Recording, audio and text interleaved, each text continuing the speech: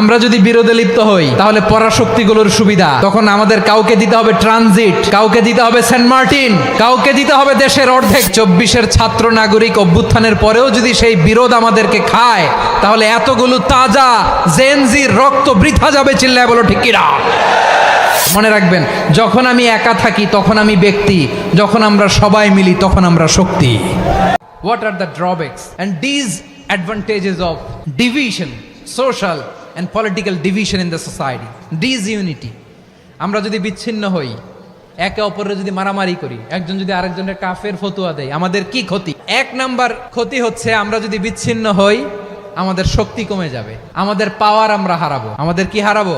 পাওয়ার। মনে রাখবেন, যখন আমি একা থাকি তখন আমি ব্যক্তি, যখন আমরা সবাই মিলি তখন আমরা শক্তি। এই শক্তি নিয়ে আমাদের সামনে এগিয়ে যাওয়ার দরকার আছে না নাই?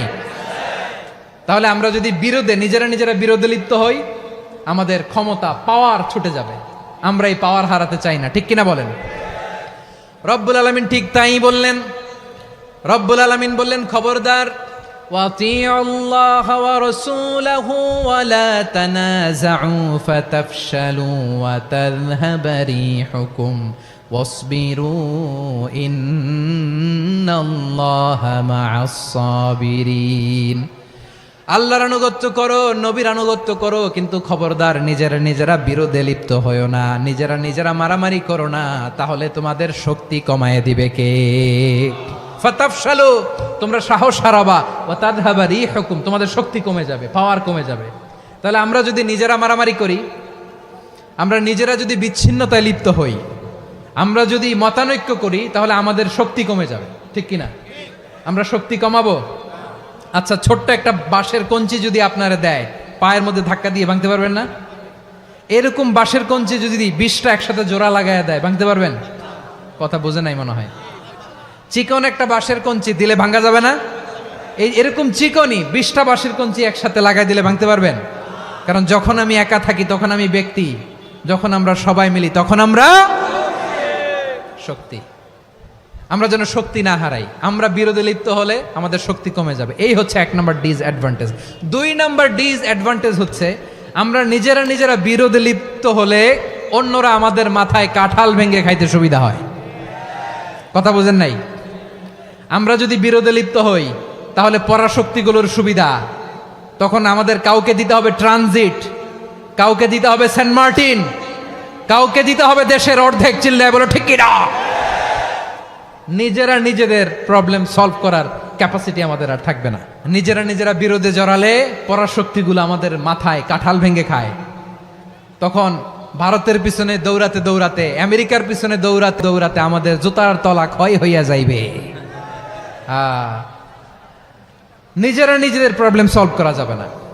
আমরা যদি অন্যের পিছনে না দৌড়াতাম আর এই বিরোধকে থামাতে পারতাম, বাংলাদেশ আজকে যেখানে আছে তার কমপক্ষে 50 গুণ সামনে থাকতো। চিল্লায় বলেন ঠিক কিনা? তাহলে 1 নাম্বার ক্ষতি হচ্ছে আমাদের পাওয়ার লেস হয়ে যায়, আমরা দুর্বল হই যদি আমরা বিরোধ করি। 2 নাম্বার হচ্ছে পরাশক্তিগুলোর সুবিধা নেয়। 3 নাম্বার হচ্ছে আমাদের উন্নয়ন, দেশের উন্নতি, অগ্রগতি এটা স্থবির হয়ে যায়, এটা বাধাগ্রস্ত হয়। প্রিয় ভাইয়েরা, ইউনিটি, ঐক্য হচ্ছে একটা দেশের উন্নয়নের মূল ভিত্তি। ইউনিটি অফ এ কান্ট্রি, এটা হচ্ছে একটা সাস্টেইনেবল ডেভেলপমেন্ট, সোশ্যাল স্ট্যাবিলিটির জন্য এটা অনেক গুরুত্বপূর্ণ। এজন্য বিরোধের কোনো স্থান আমরা দিব না, আমরা ঐক্যবদ্ধ থাকবো ইনশাআল্লাহ। বলেন, আর কখনো কাউরে কাফের বলে গালি দিবেন? তুই জাহান্নামী বলবেন? ঝগড়া লাগলে লাগাই দিবেন? তাহলে কি করবেন? মিলায় দিব। আওয়াজ করে বলেন, কি করব? প্রিয় ভাইয়েরা, এই বিরোধ গত 50 বছর তো আমরা দেখেছি, ধর্মীয় অঙ্গন বলেন, সামাজিক অঙ্গন বলেন, রাজনৈতিক অঙ্গন বলেন, এই বিরোধ আমাদেরকে শেষ করে দিয়েছে। এই 24-এর ছাত্র নাগরিক অভ্যুত্থানের পরেও যদি সেই বিরোধ আমাদেরকে খায় তাহলে এতগুলো তাজা জেনজির রক্ত বৃথা যাবে। চিল্লায় বলো ঠিক কিনা? বৃথা যেতে দিতে চাই না, আমরা ঐক্যবদ্ধ থাকতে চাই। রাজি আছেন? আমরা আর কাদা ছড়াছড়ি করব না। অনেক হয়েছে, আন্না, এবার থামুন। অনেক হয়েছে, আন্না।